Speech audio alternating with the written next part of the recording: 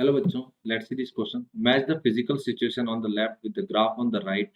The graph depicts the variation of total energy, potential energy and kinetic energy. Column one में situation दे रखी है और column to में हमें काइनेटिक एनर्जी, पोटेंशियल एनर्जी और total energy के कर्व दे रखे हैं। फिर हमसे पूछा गया है कि कौन सा कर्व किसके साथ में मैच कर रहा है। तो हम वन बाय वन चेक करते हैं। पहले फर्स्ट पार्ट चेक करते हैं। फर्स्ट पार्ट में हमसे क्या बोला गया है, a mass attached to an spring, unstretched ideal spring, released in the vertical plane from rest until it reaches its maximum extension. देखो एक ब्लॉक को एक नेचुरल लेंथ की स्प्रिंग से कनेक्ट किया है और इसको हम यहाँ से रिलीज करते हैं। इसको जैसे ही यहाँ से रिलीज करेंगे ये स्प्रिंग नीचे आना स्टार्ट हो जाएगी।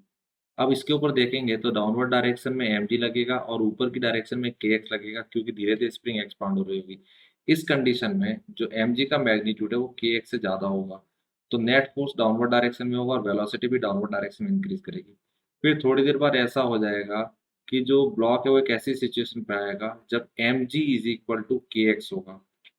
नेट फोर्स जीरो हो चुका है लेकिन वेलोसिटी भी क्या है, नीचे। नेट फोर्स जीरो होगा तो वेलोसिटी यहाँ पे क्या होगी, मैक्सिमम।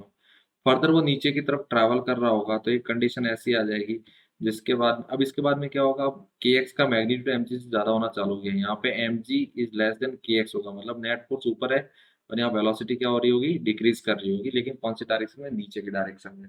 फिर एक टाइम ऐसा आएगा जब वेलोसिटी कितनी हो जाएगी, जीरो हो जाएगी। तो यहाँ पे भी इनिशियल भी वेलोसिटी कितना था, जीरो था। फाइनल भी वेलोसिटी कितना है, जीरो। तो यहाँ से जब देखोगे तो यहाँ से लेके इक्विलिब्रियम कंडीशन तक काइनेटिक एनर्जी इंक्रीज करी है, मतलब यहाँ से काइनेटिक एनर्जी इंक्रीज कर रही है। फिर यहाँ से फर्दर यहाँ काइनेटिक एनर्जी क्या कर रही है, डिक्रीज कर रही है। तो काइनेटिक एनर्जी पहले इंक्रीज करेगी और फिर डिक्रीज करेगी, ठीक है। अब बात करते हैं पोटेंशियल एनर्जी की। स्प्रिंग हमेशा इंक्रीज लेंथ इंक्रीज कर रही है, तो पोटेंशियल एनर्जी ऑफ जो स्प्रिंग होगी वो तो क्या करेगी, इंक्रीज। लेकिन जब पोटेंशियल एनर्जी ऑफ ग्रेविटी बात करेंगे तो ब्लॉक अपनी रेफरेंस से नीचे जा रहा है तो उसकी पोटेंशियल एनर्जी क्या करेगी, डिक्रीज करेगी। तो पोटेंशियल एनर्जी इंक्रीज भी करेगी और डिक्रीज करेगी, इनके कॉम्बिनेशन से चलेगा। और सिस्टम के ऊपर नेट एक्सटर्नल फोर्स कितना है, जीरो। सिर्फ कंजर्वेटिव फोर्स वर्क कर रहे हैं तो टोटल एनर्जी जो है वो हमेशा क्या रहेगी, कांस्टेंट। अब ऑप्शन चेक करते हैं। फर्स्ट वाला में देखोगे तो टोटल एनर्जी इंक्रीज करेगी, इनकरेक्ट। इसमें देख रहे हैं टोटल एनर्जी कांस्टेंट है, ठीक है। पोटेंशियल एनर्जी पहले कुछ थी, ग्रेविटेशनल पोटेंशियल एनर्जी होगी। फिर काइनेटिक वाली तो डिक्रीज कर रही है, ग्रेविटी वाली तो डिक्रीज कर रही है, लेकिन स्प्रिंग वाली क्या कर रही है, इंक्रीज कर रही है।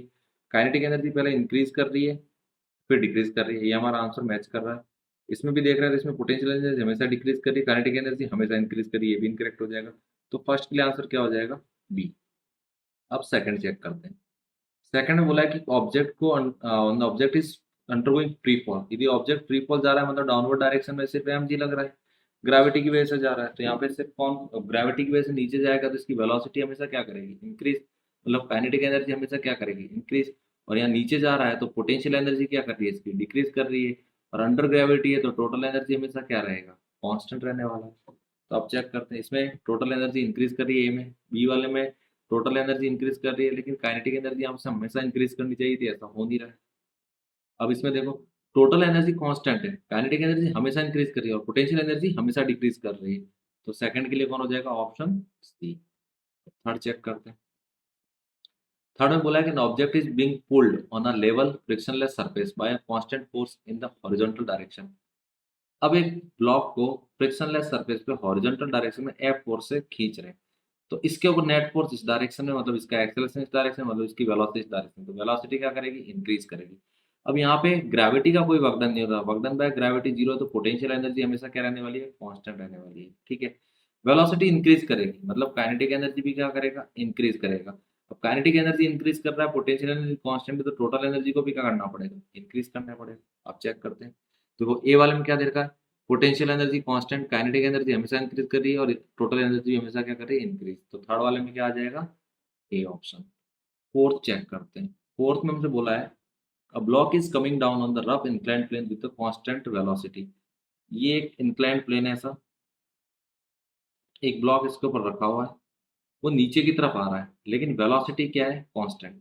एम जी नीचे लग रहा होगा, फ्रिक्शन पीछे लग रहा होगा। वेलोसिटी कांस्टेंट मतलब एफ नेट कितना हुआ होगा, जीरो, तभी वेलोसिटी कांस्टेंट है। वेलोसिटी कांस्टेंट मतलब काइनेटिक एनर्जी भी क्या हो गया, कांस्टेंट, ठीक है। अब काइनेटिक एनर्जी कांस्टेंट है लेकिन अब नीचे की तरफ आएगा तो पोटेंशियल एनर्जी हमेशा क्या करेगी, डिक्रीज करेगी। अब यहाँ पे काइनेटिक एनर्जी कांस्टेंट है, पोटेंशियल एनर्जी डिक्रीज करिए तो टोटल एनर्जी को भी क्या करना पड़ेगा, डिक्रीज। तो इस वाले ऑप्शन में डी में देखो तो kinetic energy constant, potential energy decrease और टोटल एनर्जी भी क्या कर रही है, डिक्रीज कर रही है। तो इसके लिए ऑप्शन क्या हो जाएगा, डी। नाउ चेक, पहले में बी, दूसरे में सी, तीसरे में ए और चौथे में D. So our final answer is two. Best of luck.